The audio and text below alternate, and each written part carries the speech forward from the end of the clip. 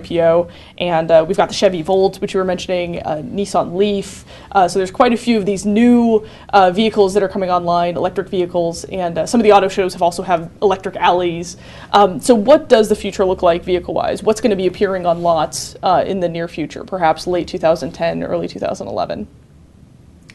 Well, we sell Toyotas at Gosh Toyota, and we have the Prius, have had for a number of years, so it's a very successful model for the lead-in. We're a Chevrolet dealership also in Hammett, so we'll be selling the Chevy Volt. One of 3 states in the U.S., California will be to get the Volt, so we'll be getting some Volts in November. I think there's going to be a whole variety of vehicles out there, electric, improved turbo diesels with much better, cleaner emissions on the diesels.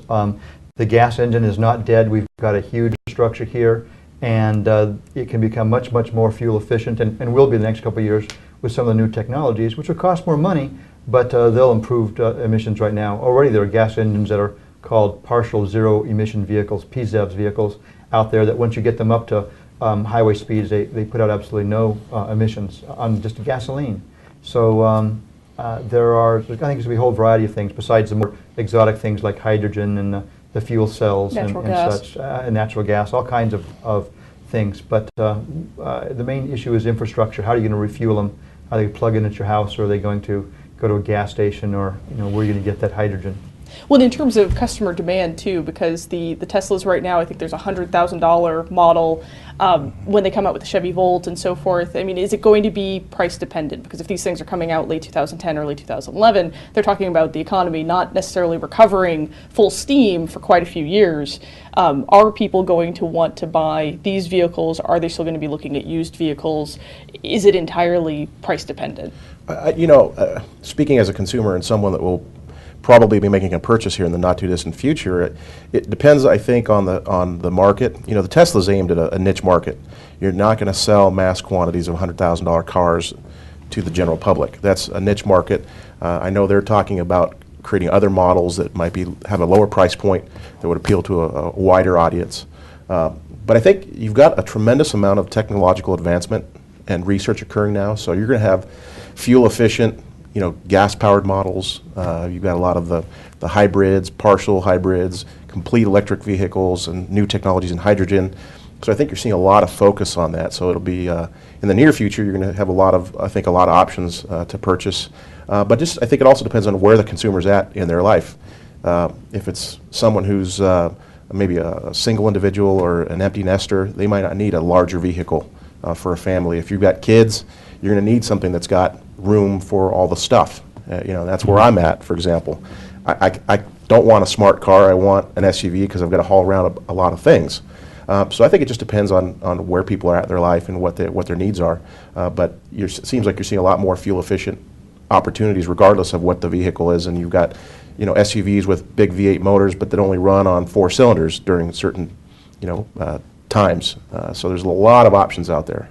Well, in terms of the incentives of perhaps a car that's natural gas powered or electric or so forth, I mean, are those incentives going to outweigh perhaps buying a traditional car? What's going to cause a consumer to choose one over the other? Right. The calculation of the consumer is the price and the operating costs. Fuel economy vehicles have lower operating costs, and then, but the price would be too much for the consumer, and in that case, an incentive is going to be effective. And now the issue is why those cars are more costly, and because it is not as sustainable to incentivize alternative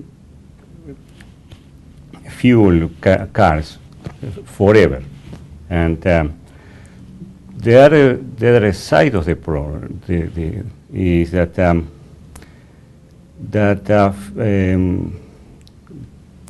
oil is a finite product. So, And everyone has gotten used to oil going up in price, Right. oil going down in price, so it's been this roller coaster that I think people started to get tired of perhaps this last round when gas prices rose so high. Right. And really, what, part of the discussion is, if you talk to the folks at, for example, at UCR, the College of Engineering, Center for Environmental Research and Technology, the question is really, it's not, can we make cars cleaner? We still have work to do on diesel trucks and that arena, but we've gotten about as clean as we're going to get with passenger vehicles. And now it's just whether you want to have an electric vehicle versus a gas vehicle, and what your personal preference is for that. But they're very clean. You take and I think the price point is important.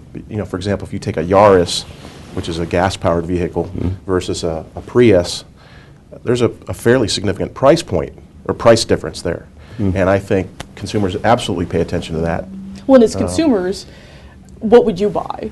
Looking at the market of new cars that are coming out, what would you go out and buy today if you could? My only concern is, as we were discussing during the break, is the unknown costs with some of these hybrid vehicles or electric vehicles. You don't know what it's going to be or how long your battery life is going to be, and what's the cost to replace it or repair some of the internal mechanisms.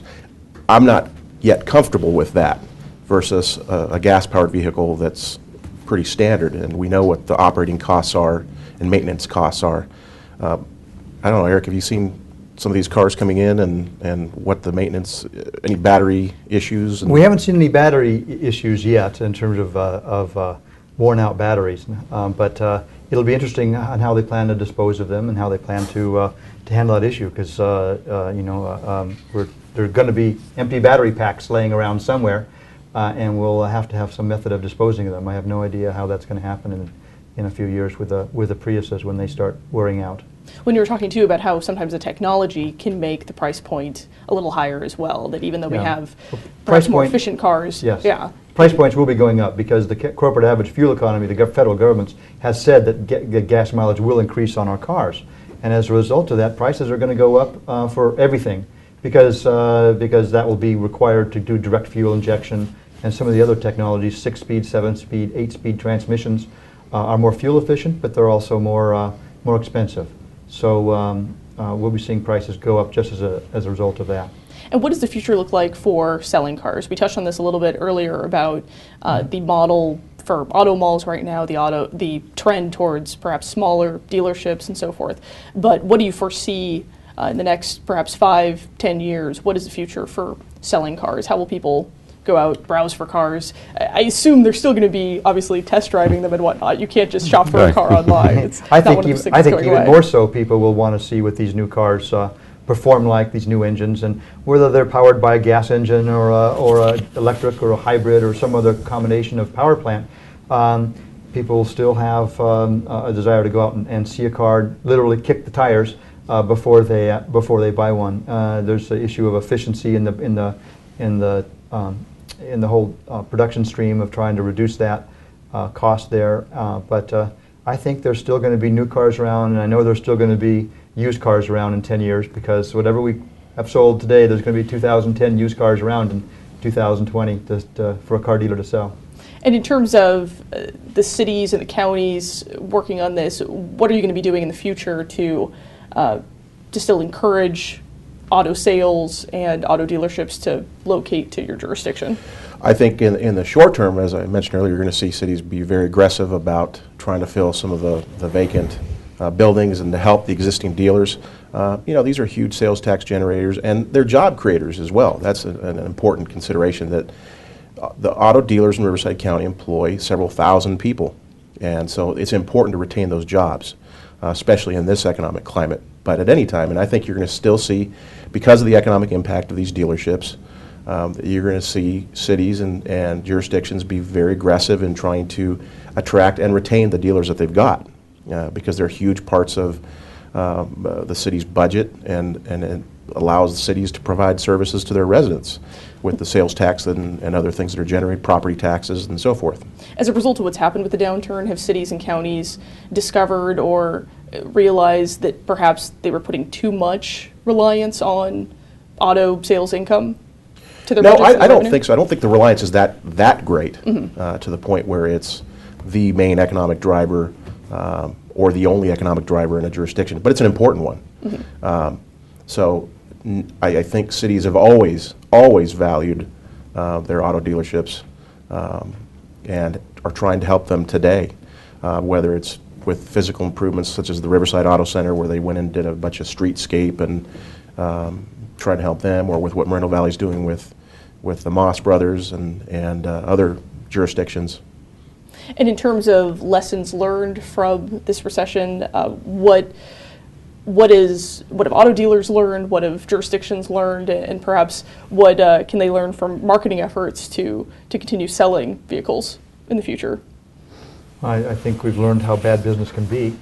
And so after 15 or 20 years of loose credit and great car sales, when things really hit the bottom in the Great Recession, I think it just shows you need to lean on your feet. I think also from a car dealer standpoint, it shows again the importance of having several franchises and being a larger auto group. Not one too large that you can't take care of your customers or lose touch with them, but also that you need to have a strength of your own organization to weather these kinds of downturns.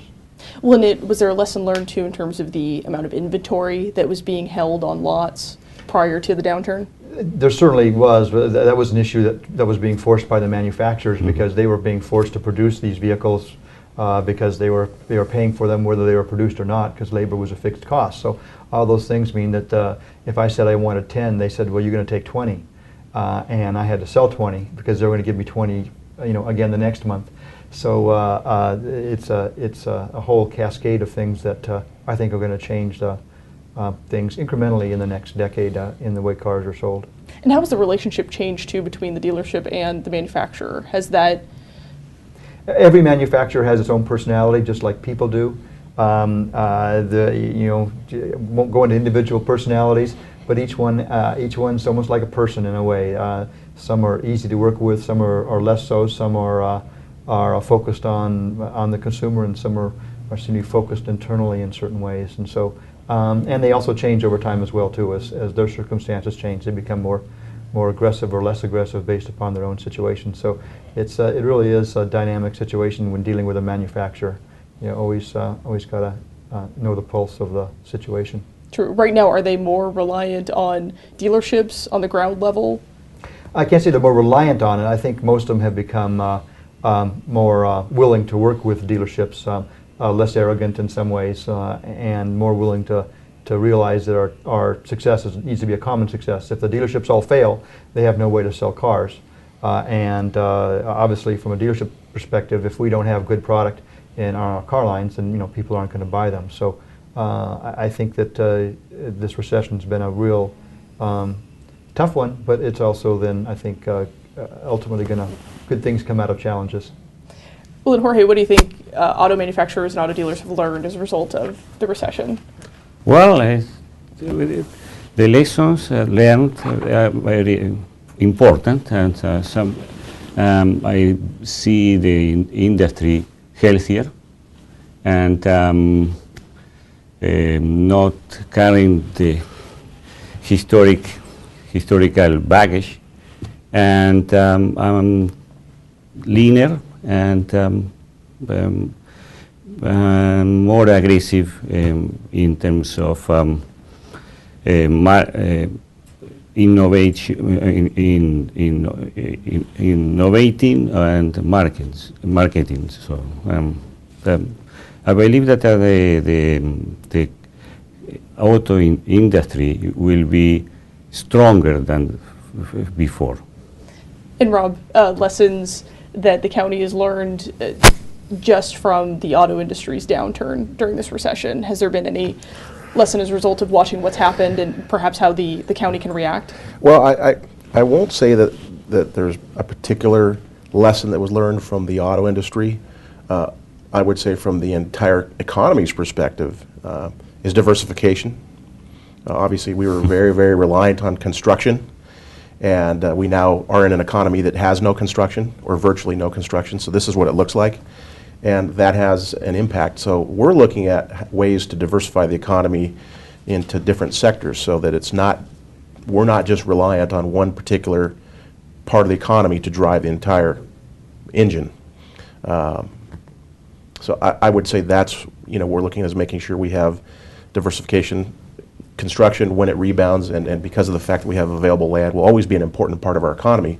But we want to have other sectors and other opportunities for our residents in terms of technology, businesses, and educational opportunities. So we've got a spectrum of opportunities. But I wouldn't say that there's one particular lesson. Okay. And finally, just really quick, because we just have a few seconds left, what is the thing you're probably most excited about going forward in regards to the auto industry in the Inland Empire? We're getting, things are looking up. I think it's we've hit bottom, and not just in the auto industry, but we still obviously have a housing issue, and that's really the construction issue, which is the main issue we've got here, and that really drives the economy. But I think we're past the worst of it, and we need to keep nose to the grindstone, keep on working, because we've got a year or so, I think, of continuing, but things are on the upswing. Fantastic. Well, thank you all for joining us today. I really appreciate it. Thank you. And we will be coming back again with another industry and another issue, and hope to see you come back to PE.com to check that out. So again, thank you to Eric and to Rob and to Jorge for all their insight today.